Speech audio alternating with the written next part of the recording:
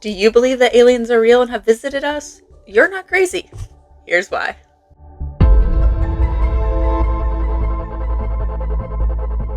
I hope this video ages quickly and that everything I'm about to talk about seems super self-evident in the future.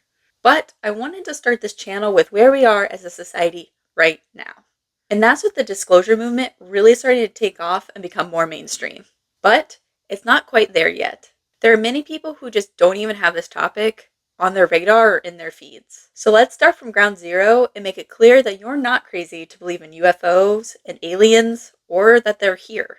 And the reason isn't just that we have more evidence than we ever have before, because many people will not believe this until the president gets up and has a press conference and announces it to the world.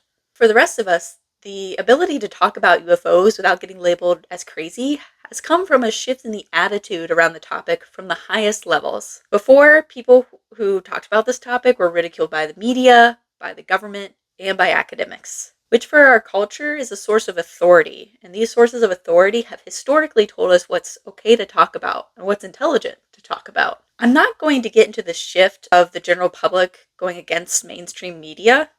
I may talk about that in a later video, but I do want to talk about the shift in attitude by the government and by a small group of pioneering academics.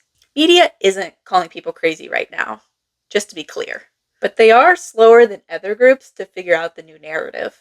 They clearly don't know what to do.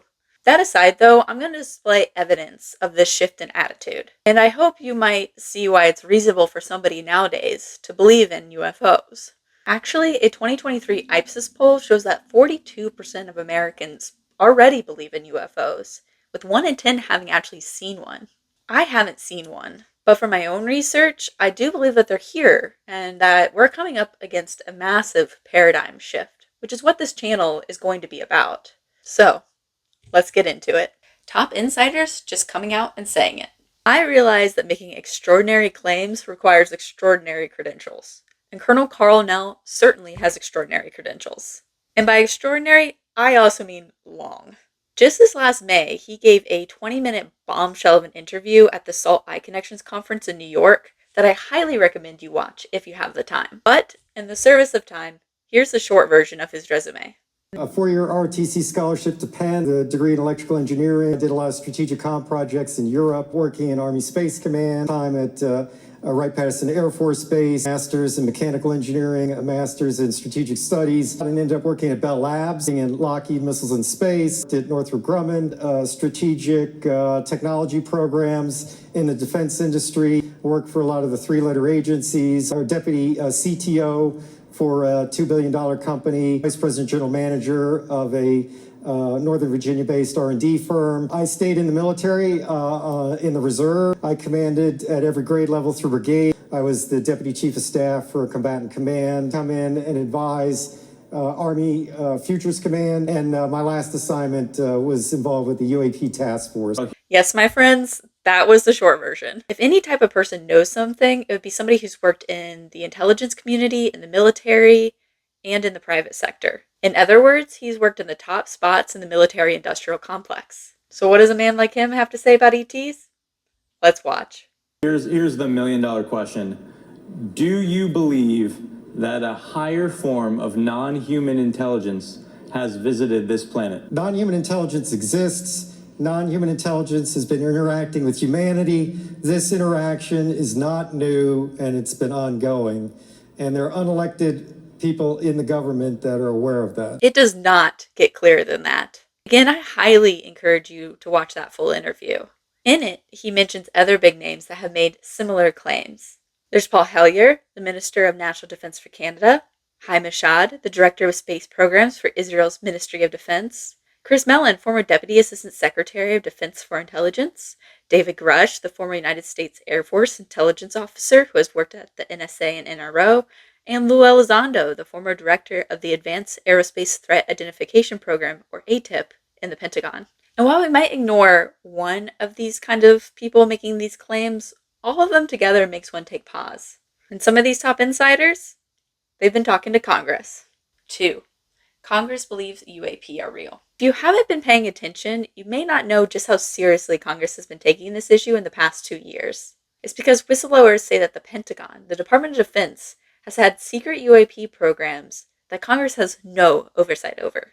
Since 2021, 3 pieces of UAP legislation have been passed. That's right, we have legislation about ETs, and 2 congressional hearings have been held, with potentially more to come. My friends, there has been some drama.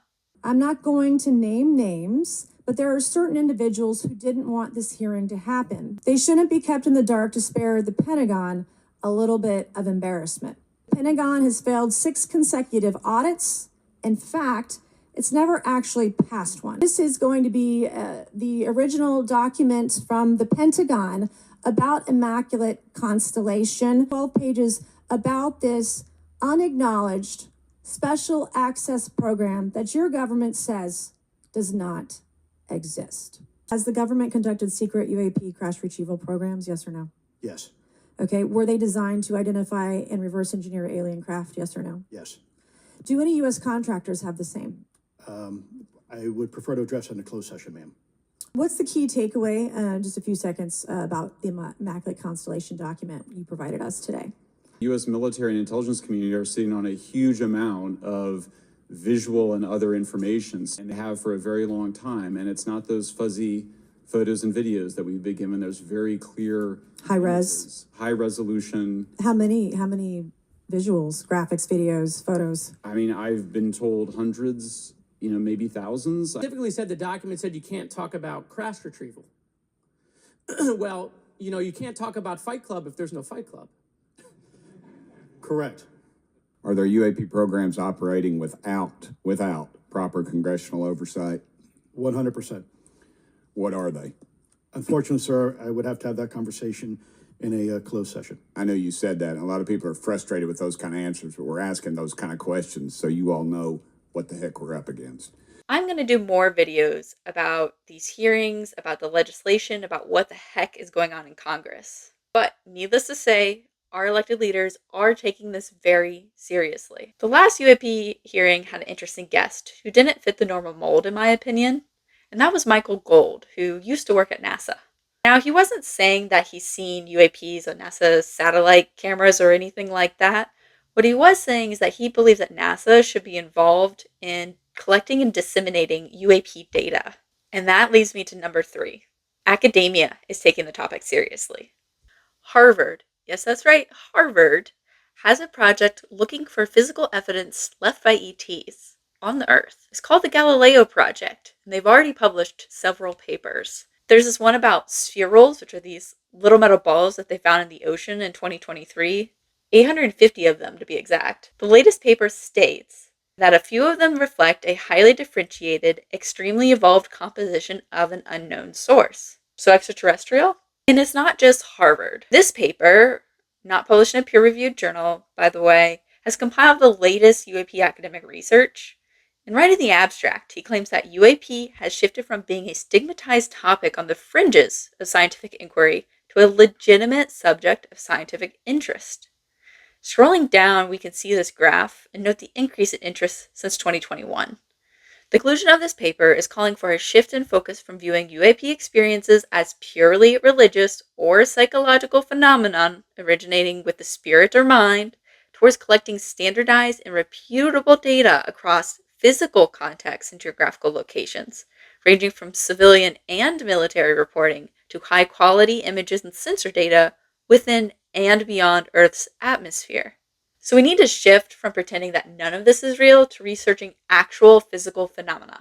So there you have it, folks. 3 reasons why you're not crazy to believe that ETs have visited us. And there's so much more I plan on getting into regarding these topics. The disclosure movement is often portrayed as this black and white, us against the government or us against ETs, but it's really a lot more complicated than that. It takes a lot of reading between the lines to really know what's going on. For example, there are multiple players, even within the government, that have different agendas. Whether it's Congress or the armed forces or the legal side of the intelligence community or the whistleblowers, and all of them against the illegal side of this. The people keeping this, even from those who should be in the know. And this nuance is what I'm planning on talking about in future videos. If you want to be kept up to date on the disclosure movement and get into some of this nitty-gritty with me, please consider liking and subscribing and join me on this numinosity quest.